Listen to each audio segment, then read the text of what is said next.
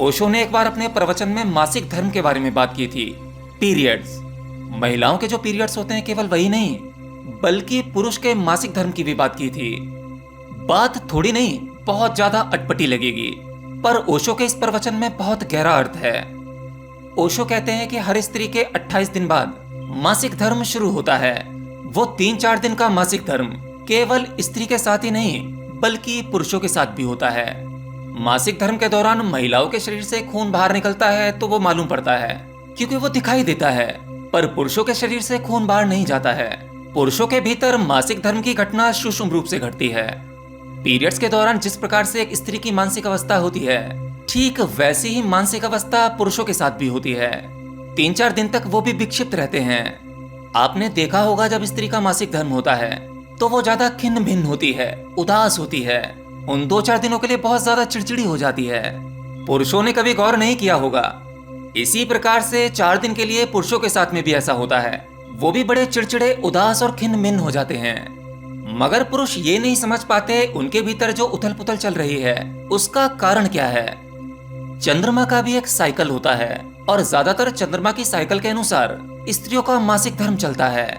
अगर ऐसा चलता है तो यह प्राकृतिक रूप से ठीक चल रहा है, और इसी चंद्रमा की साइकिल की वजह से पुरुषों की मानसिक अवस्था में भी उथल पुथल होती है, कुछ बदलाव होते हैं। पुरुष थोड़े शक्तिशाली हैं तो वो उपद्रव ज्यादा करते हैं। वो किसी से लड़ेंगे, झगड़ेंगे, क्रोध करेंगे, और ये सब कुछ उस दौरान होता है जब कोई खास वजह नहीं होती इन सब चीजों की। छोटी बातों पे बड़े उपद्रव पुरुष कुछ इस तरीके से करता है।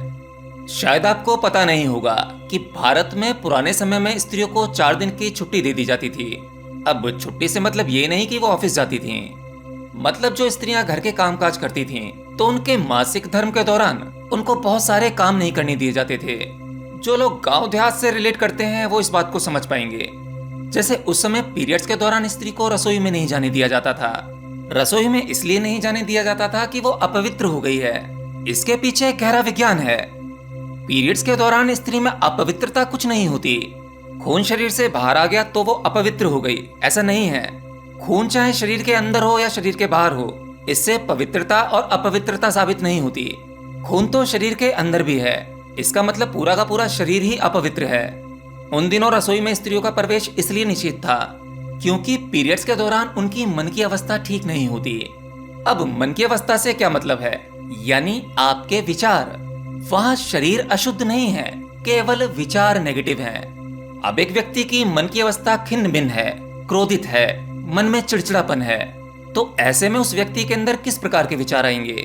सीधी सी बात है, कुछ नकारात्मक विचार ही होंगे।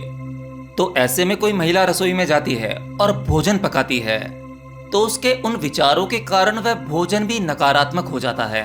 आपने कई बार देखा, सुना या अनुभव किया होगा कि बहुत बार बहुत साधारण सा भोजन, बिल्कुल साधारण सा चटनी रोटी ही सही, जिसका स्वाद बढ़ाने के लिए बहुत अधिक तेल मसाले भी नहीं पड़े, बस सिंपल नमक मिर्च, वो प्रेम से और सकारात्मक ऊर्जा से बनाया हुआ भोजन आपको इतना स्वादिष्ट लगता है, इतना अधिक तृप्त कर देता है कि उस साधारण से भोजन के आगे बड़े बड़े महंगे महंगे 5 स्टार होटल का भोजन भी फीका पड़ जाता है। क्योंकि होटलों में या रेस्टोरेंट में जो भोजन बनता है वो केवल भोजन बन रहा है, क्रिया हो रही है। जो उस भोजन को बना रहे हैं उनकी भावना कैसी है हमें नहीं पता। पर जब बात एक परिवार की होती है तो परिवार की महिला जब भोजन बनाती है तो बड़े ही प्रेम से बनाती है। वो भोजन अपनों के लिए बनाती है, अपने पिता, माता, पति, अपने बच्चों के लिए। तब उस साधारण से भोजन में एक अद्भुत स्वाद आ जाता है। तो पीरियड्स के दौरान स्त्री की मनोदशा ठीक नहीं होती, वह खिन्न भिन्न होती है, विचारों में नकारात्मकता होती है। अब ऐसे में जब वो अपने हाथों से भोजन बनाएगी तो उस भोजन में विष घुल जाता है, क्योंकि हाथों से परस्पर तरंगे बह रही हैं। इसके पीछे ये मनोवैज्ञानिक कारण है। आप इसे इस एग्जाम्पल से और अच्छे से समझ सकते हैं कि जब छोटे बड़ों के पैर छूते हैं तो पैर छूना केवल नैतिकता या औपचारिक रूप से नहीं होता, इसके पीछे भी वैज्ञानिक कारण है। पैर छूने वाला जब किसी बड़े के पैर छूता है तो उस समय उसके मन में समर्पण भाव होता है। वो अपने आप को, अपने अहंकार को उस गुरु, पिता या किसी बड़े के सामने गिरा देता है, झुका देता है, जिससे कि पैर छूते समय उसका पात्र खाली हो जाता है। और वो गुरु या वो पिता जब उसे आशीर्वाद देता है तब उसकी मनोदशा उस व्यक्ति के लिए कल्याणकारी होती है। उसके भीतर सकारात्मक विचार ऊर्जा बहती है और वो अपने हाथों को उसके सर पर रख देता है। यानी कि उस गुरु की या पिता की सकारात्मक तरंगें उसके हाथों से निकलकर उसके सर पर जाती हैं। और सर यानी कि वो शिष्य या बच्चा, उसका पात्र खाली है तो वो सकारात्मक ऊर्जा से भर जाता है। और पैर छूते समय वो उसके पैरों को स्पर्श करके उसके पैरों को भी तरंगे लेता है। और शायद इसीलिए पहले के जमाने में आशीर्वाद काम कर जाया करते थे। आजकल तो आशीर्वाद लेने वाला और आशीर्वाद देने वाला दोनों की ही मनोदशा का कुछ अता पता नहीं है। सब उथल पुथल है, सब औपचारिक रूप से चल रहा है। किसी से घृणा है, नफरत है।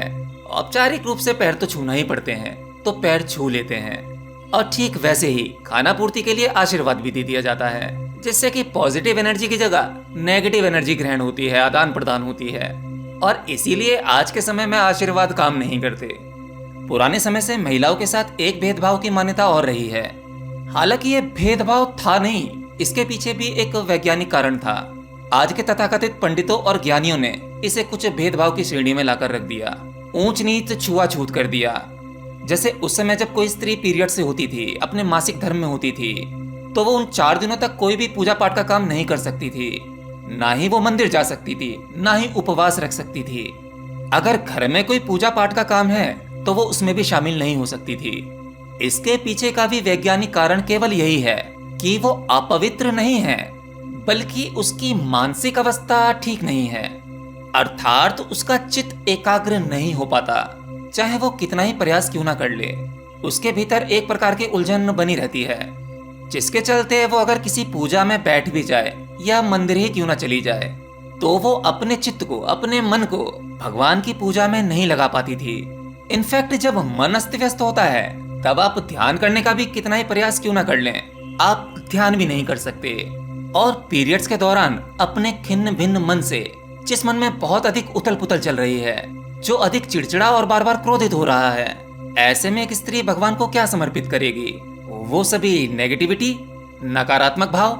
तो इसलिए एक महिला को पीरियड्स के दौरान मंदिर में जाने की मनाही थी और किसी भी प्रकार के घर में पूजा पाठ के काम में उसको शामिल नहीं होने दिया जाता था।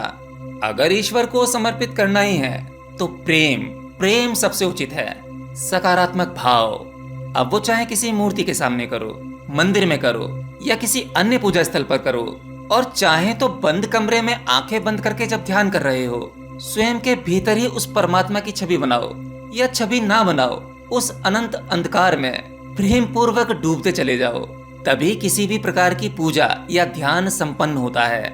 और हाँ, अब से पुरुषों को भी ये सोचना पड़ेगा कि जो मानसिक पीड़ा एक स्त्री अपने पीरियड्स के दौरान, मासिक धर्म के दौरान झेलती है, हर एक 28 दिन बाद, ऐसा ही एक चक्र पुरुषों के साथ भी हर महीने होता है।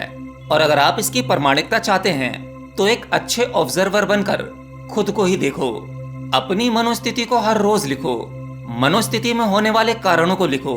आपको भी सब समझ में आ जाएगा कि ओशो बहुत गहरी बात कहते हैं। तो बस आज के इस वीडियो में इतना ही।